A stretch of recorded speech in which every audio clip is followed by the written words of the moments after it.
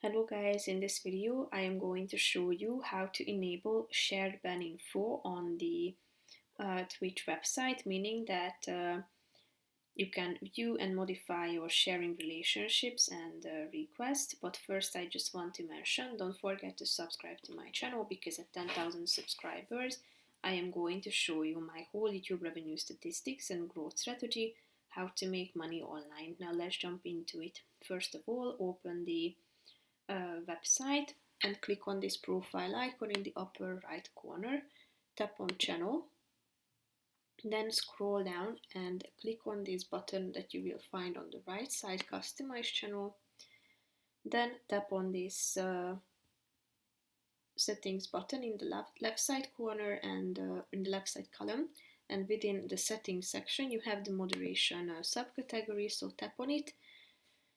After that, you should go to the suspicious users controls section and tap on the second option, shared ban info.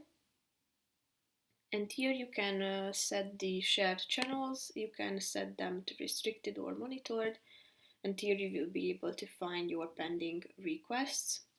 And the incoming requests can be checked out here at the top of the screen. So that's pretty much it for this video, guys. See you in the next one. Bye bye.